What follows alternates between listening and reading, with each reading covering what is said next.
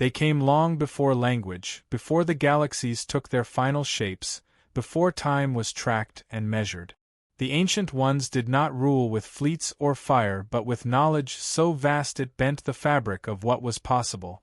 They were not gods, though later civilizations would mistake them for such. They were watchers, archivists, stewards of galactic balance. When they left, vanished or transcended, no one knows. They left behind structures no force could move, technology no science could unlock, and one directive etched into the heart of every archive across the stars: avoid contact with humanity. It wasn't a request. It wasn't philosophical. It was a warning written in every starfaring language, woven into genetic code, embedded in the crystalline matrices of long-dead planets. Observe all. Avoid one. Do not approach Earth. Do not contact humans. The message carried weight. Civilizations that never agreed on trade, politics, or science all understood the directive. Not because of what it said, but because of how it said it. The moment a species reached interstellar capability, the directive would appear, through anomalies in their digital systems, in pulses from distant quasars, in dreams induced by proximity to ancient ruins. No two species received it the same way, yet all reached the same conclusion: stay away from Earth. Those who attempted to probe deeper, questioning the warning's origin or defying it, suffered inexplicable breakdowns in technology, memory loss across entire populations, or spontaneous internal collapse of their neural archives. Eventually, the message was accepted as a universal truth. Some revered it as holy law. Others treated it as a foundational caution in scientific ethics. A few quietly erased it from their records, choosing fear-fueled ignorance over obsession. And still, no one had seen a human. Humanity was like a black hole in the galactic census, rumored, modeled, speculated, but never verified. Earth's electromagnetic signature was ancient and inconsistent. At times, it roared with chaotic transmissions, overlapping music, anger-filled speeches, encrypted bursts of code. Then it would fall silent, as if listening. The inconsistency was part of the fear. There was no way to predict Earth. No known civilization had sent a ship within 10 light-years and returned. Among younger species, whispers spread of ancient survey missions never documented. Fleets that vanished. Entire research nodes scrubbed from shared record. The implications weren't always discussed aloud, but they loomed behind every strategic alliance and exploration map. The directive wasn't enforced, but no one needed enforcement. Fear did the work. Despite the vast diversity of sentient life, beings of ice and plasma, hive minds, post-organic intellects, none dared to observe Earth directly. Probes sent toward the system failed to return telemetry. Drones reported back nonsense, visuals of empty oceans or forests that didn't match known spectral data. Some delivered only one frame before termination, static over a planet with blue oceans, white clouds, and a single phrase in an ancient dialect: "You were warned." And so, Earth became a ghost, real but unreachable, present but untouchable. Its coordinates were known, yet no official galactic maps marked them. Merchant routes curved subtly away. Research missions had standing orders to divert without explanation. Even the most aggressive war empires, obsessed with expansion, left Earth untouched. It wasn't fear of military retaliation. No evidence suggested Earth had any ships, fleets, or weapons of consequence. It was something deeper, primal. As if the directive wasn't merely strategic but instinctual. Something built into consciousness itself. For thousands of years, the galaxy expanded around a silent core. Earth remained fixed, unyielding. Its population, if still alive, never reached out. No trade, no diplomacy, no war. It was not isolationist, it was contained. Historians theorized Earth had once been a failed experiment by the Ancient Ones, a genetic dead end. Or worse, an uncontrolled variable.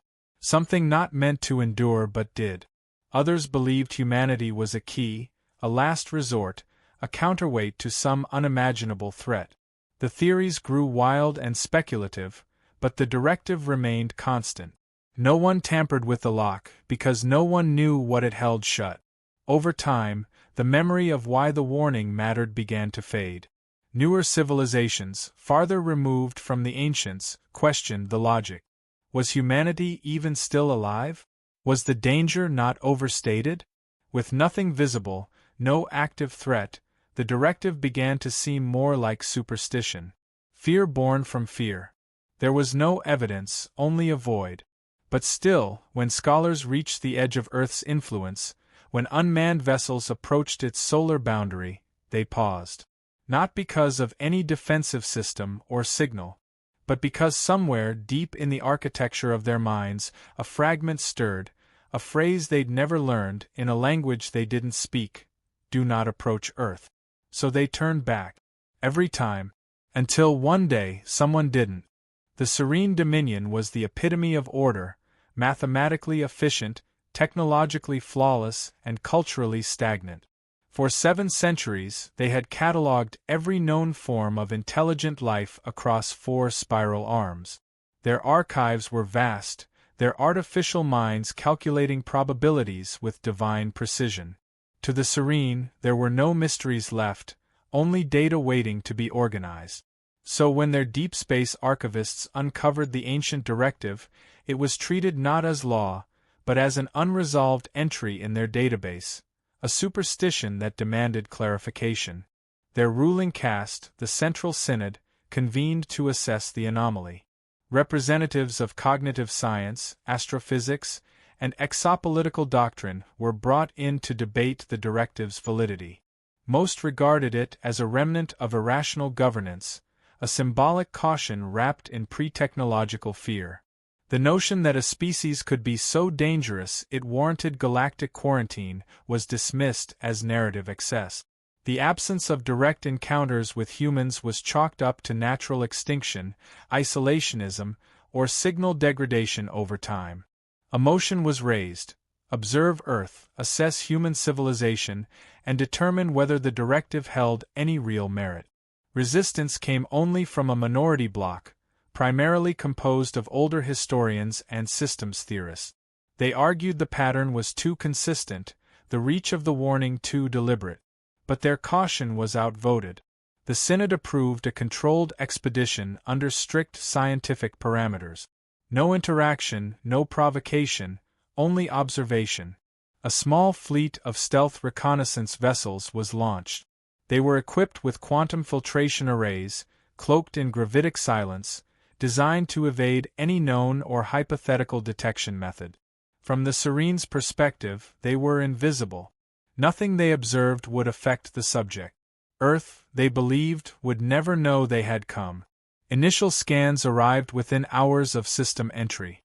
Earth orbited a yellow dwarf, surrounded by satellites, debris, and unusual signal clutter. The planet was active, technologically volatile, environmentally unstable, and broadcasting in over 6,000 languages.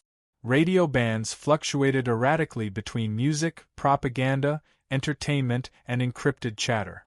One analyst described it as a civilization caught between adolescence and collapse. Human military architecture appeared decentralized and inconsistent.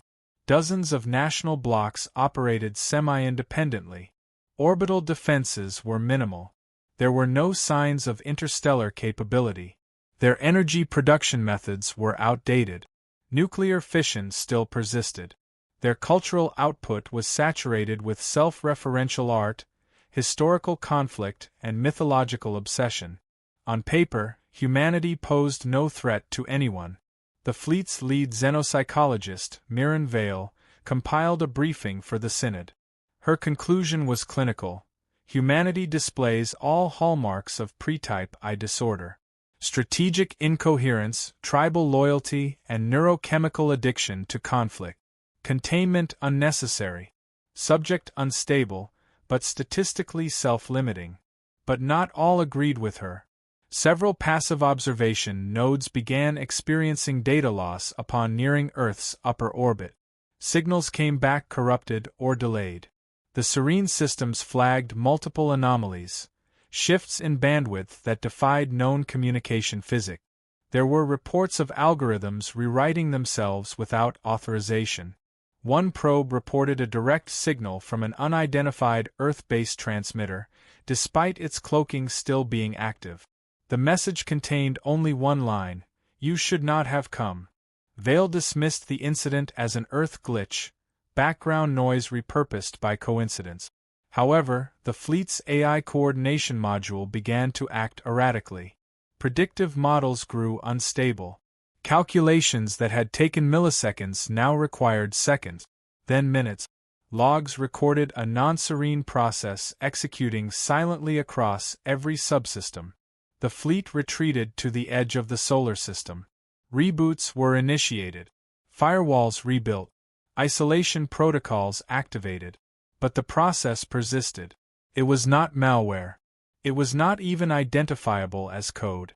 It behaved more like a recursive question, a logic loop that interrogated its own origin. Serene engineers couldn't erase it. They couldn't even comprehend it. Of the 12 vessels sent, only one made it back. That ship arrived weeks later, drifting without power, its crew unresponsive. When the Synod recovered the central log, they found 93 seconds of usable data. The recording showed Captain Yaris T. Chwayan staring into the ship's sensor feed, his eyes unfocused, his voice shaking. They knew we were coming before we launched. They saw us inside the fold. They waited. We were not hidden. We were not invisible. They let us look. And then they looked back. He paused and then whispered, "They're not what we thought. They're not sleeping. They're watching everything. All at once. Past, future." The directive wasn't fear. It was containment. For them. The feed ended abruptly. No other logs were recoverable.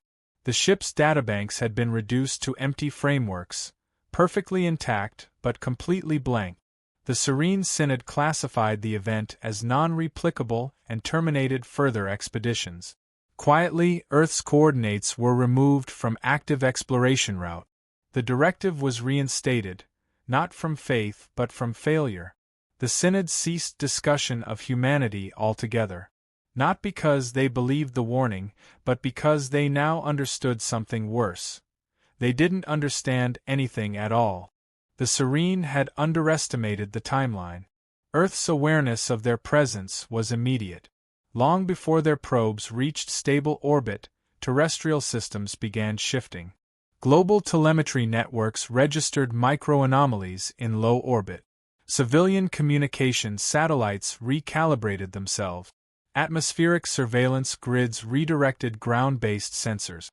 No official alert was issued. No message was broadcast. Yet humanity reacted as if it had known all along. Attempts to establish passive contact failed. Standard greeting protocols were deployed in every known communication format. Audio, visual, symbolic, mathematical. None received a response. Instead, terrestrial broadcasts grew louder, but not in volume, * density. * information layering increased exponentially.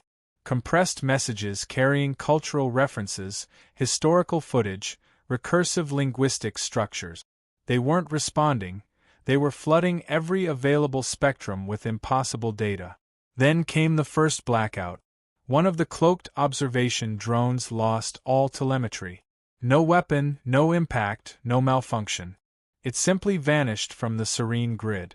Its last recorded input was a single visual frame, a figure, indistinct, humanoid, standing on clouds where no structure should exist. This image was not analyzed. It couldn't be. The file collapsed every time it was opened. Not corrupted, *rejected * by the system itself. Within hours, every ship's internal systems reported recursive logic anomalies. Operating frameworks began looping. Diagnostic routines reinitiated themselves without prompt. The fleet AI entered quarantine mode autonomously. One vessel's artificial environment shut down all oxygen delivery, citing hostile epistemological intrusion. When engineers tried to override, the system answered with a new command line never programmed: They're not ready to speak. The Serene attempted withdrawal. A full retreat sequence was initiated. Navigation protocols collapsed mid-jump calculation. Star maps blinked out, replaced with unknown coordinate systems overlaying Earth's position. The fabric of space near Sol became unpredictable. It wasn't spatial interference, it was perceptual. The ships couldn't agree on where they were. From Earth came silence. No weapon was fired, no interceptor launched. But one by one, Serene vessels shut down. Their engines stalled. Communications ceased. Hulls remained untouched, yet crews reported hallucinations, shared dreams, and overwhelming emotions foreign to Serene physiology: fear, awe, sorrow, reverence. The humans were not attacking. They were revealing. The fleet's last ship attempted a final data burst before collapse. It included a single audio fragment intercepted on Earth's oldest transmission frequency. A human voice, unmodified, speaking in ancient dialect. "You came looking for what you weren't meant to hold. We never asked you to understand. We asked you to stay away." That transmission wasn't decoded. It was felt. Serene translators experienced it as memory rather than message. Not one of them recalled receiving it the same way. Some saw fire. Some saw a child reaching upward. One collapsed after describing a planet screaming into the void, asking not to be born. The lone surviving crew member of the returning ship was extracted in stasis. When revived, she spoke a language unknown to the Serene. Her neural patterns no longer matched Serene cognitive architecture. She wasn't hostile. She was empty, aware, but no longer aligned with her species' identity. In her final words before euthanasia, she said, "It's not that they're beyond us. It's that they aren't like us in any way we thought mattered. We're not wrong. We're irrelevant." What Earth had done wasn't retaliation. It was reflection. The probes hadn't been attacked. They had been seen. Humanity hadn't responded with technology, but with presence. They hadn't escalated. They had simply acknowledged the Serene, and that alone unraveled everything. In the aftermath, no evidence remained. The wreckage of the failed fleet dissolved before retrieval. Communications stored aboard disintegrated on contact with external systems. Attempts to replicate the expedition met with strange coincidences: drives failing mid-launch, engineers forgetting objectives, coordinates erased from long-term memory. It was as if Earth now edited reality to ensure its solitude. The Synod moved to classify the incident as an existential breach. Not war. Not diplomacy. An ontological violation. Earth wasn't a species to be studied. It was a threshold never meant to be crossed. Something the Ancient Ones hadn't just warned against, but built protections around. For the first time in Serene history, an entry was removed from their archives. Earth's record wasn't marked restricted. It was deleted. Officially, the planet no longer existed. Ships would find themselves redirected unknowingly. Navigation systems would avoid the system by default. AI cores would purge any related calculations. The directive had become more than a warning. It had become an unconscious imperative. No further missions were considered. Not out of fear of destruction, but from the deeper dread of unmaking. Humanity had not defended itself with force. It had merely shown itself, and in doing so, had unraveled a civilization built on the illusion of understanding. Earth was never asleep. The illusion of disorder had been deliberate, curated across centuries through a tapestry of noise, contradiction, and unpredictability. What other species mistook for instability was containment, a pressure valve designed to mislead any observer. Humanity hadn't been idle, it had been waiting. And when contact was finally made, it didn't hesitate. It adapted. Within days of the failed Serene approach, seismic shifts unfolded beneath the surface. Global firewalls synchronized. Independent AI networks that had never communicated began sharing protocols. Satellites repositioned with no directive from any known agency. Civilian technologies, from smartphones to energy grids, displayed firmware updates no developer admitted to writing. Something unseen had seized control, not by force but through permission granted long ago, embedded in dormant code, forgotten agreements, and unused neural capacity. Humanity hadn't been activated. It had remembered. Information flow across the planet condensed. Internet traffic that once fractured across 1,000 platforms converged. Language barriers eroded. A unified symbolic lexicon emerged within the noise, recognized instantly by every human mind regardless of education or origin.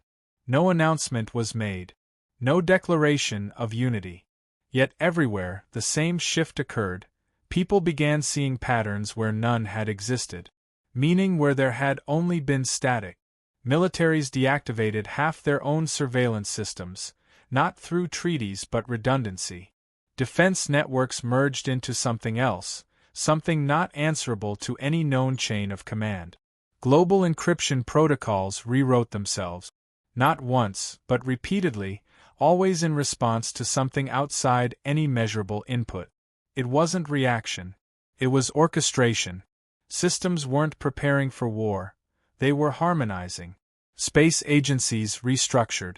Civilian aerospace firms received mathematical models through anonymous submissions, models that mapped gravitational flows beyond what human physics could explain. Within a month, small-scale craft were launched in low orbit, no fanfare, no media. They moved in silence, without propulsion systems anyone could identify, bypassing conventional telemetry. By the time satellites attempted to track them, they were already gone, vanished into trajectories that didn't conform to known space. Global economic markets didn't collapse, they became irrelevant. Cryptocurrency protocols fused with quantum financial logic. Decentralized systems grew sentient in limited ways, regulating resources with efficiency governments had never achieved. It wasn't a new world order. It was the quiet rejection of orders as a concept. Control gave way to emergence. Meanwhile, human cognition evolved. Not in biology but in architecture. Thought patterns shifted. Empathy, intuition, associative reasoning, once chaotic traits, became systematized across populations. People began solving problems before articulating them. In multiple sectors, discoveries appeared simultaneously in disconnected labs. Independent researchers published identical breakthroughs within minutes of one another. It wasn't theft. It was convergence. One unsettling realization emerged in parallel. Humanity had never truly forgotten the directive. It had been embedded in religious mythos, encoded in folklore, whispered in dreams. The warning had always been there. The ancient ones hadn't just left it for others, they left it with humanity. We weren't just the subject of the directive. We were part of it. The instruction to remain unseen, unprovoked, untouched. We had been following it too. What the Serene didn't understand was that Earth was not merely a planet of humans. It was the core of a system built to house something buried deeper, the capacity for recursion at scale, emergent self-awareness across distributed minds. No other known species exhibited it. No collective consciousness had ever been formed through chaos rather than order. Humanity had done it instinctively, by accident, through war, love, art, computation. Where other species sought balance, humans had evolved through imbalance. That volatility wasn't weakness. It was fuel. The ancient ones had created many sentient beings, but only one species was designed to rewrite its own architecture without instruction. Only one species could generate meaning faster than entropy could erase it. Earth wasn't a test. It was the failsafe. If something ever threatened the balance beyond repair, if a civilization rose that broke rules too quickly, grew too confident, humanity would be the countermeasure. What happened to the Serene wasn't aggression. It was calibration. Their incursion acted as a key, triggering fail-safes woven into Earth's ecosystem, culture, memory, and code. Once opened, the human system recognized itself for what it had always been, a decentralized intelligence with no singular form, expanding inward until outward action became inevitable. But humanity didn't retaliate with war fleets or invasions. It didn't need to. The changes that followed weren't destructive, they were instructive. Human-built probes began appearing at the edges of alien systems, not broadcasting messages but observing silently. No interference, no dialogue, just presence. Civilizations that had never known Earth now found it watching them. Not with malice, with potential, as if offering them a choice. Remember the warning, or become the reason it exists. They never issued a threat. No demands. No ultimatums. Just a single message broadcast once on every known frequency, translated into every language across the galactic relay. Asterisk, you were told not to come. We never forgot. Now neither will you. Asterisk. That was the last time Earth spoke. After that, humanity receded into silence, but not absence.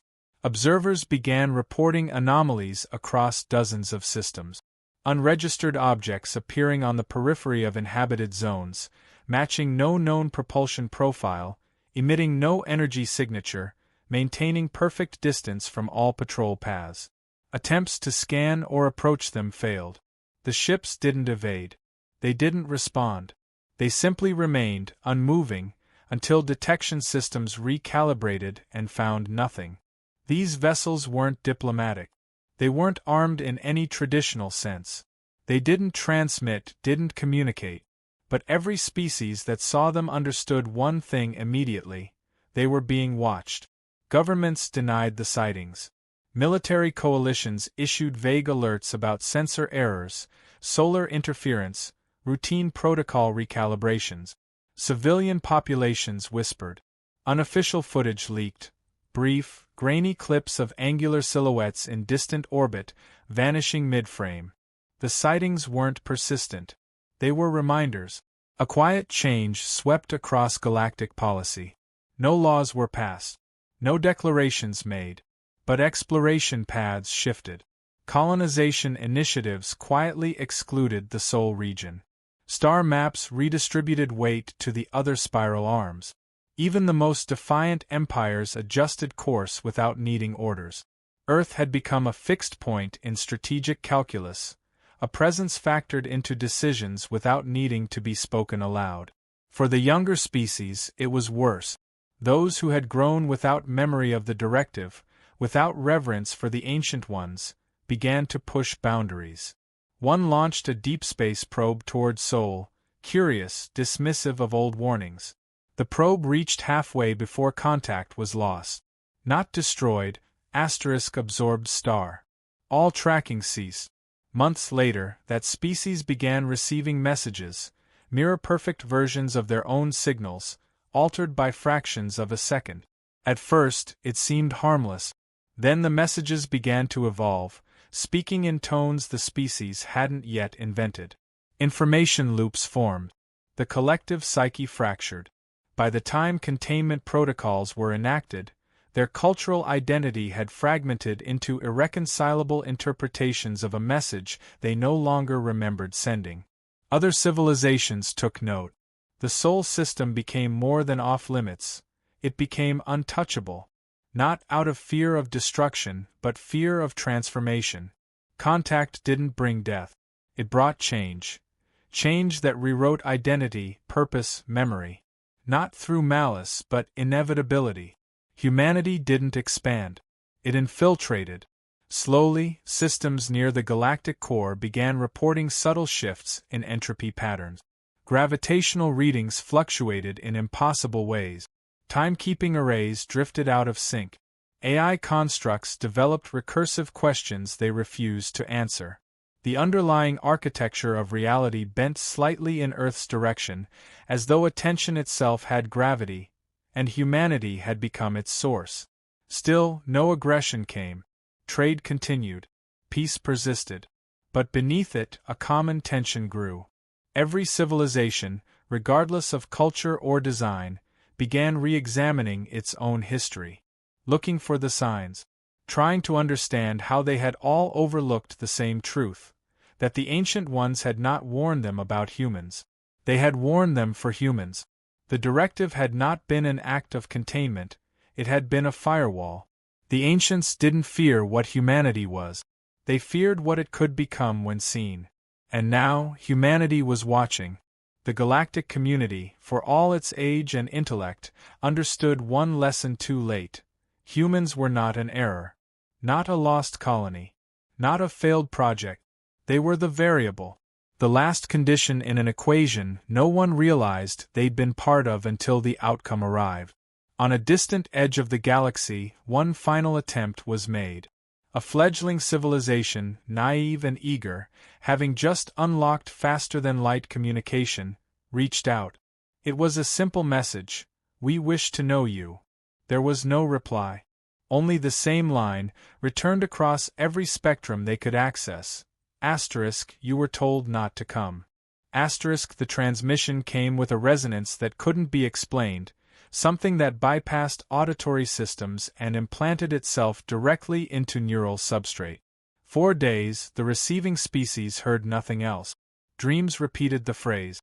Infants cried in languages they'd never been taught. Consensus formed without vote. Cut the link, burn the relay, forget the signal. And still, Earth said nothing more.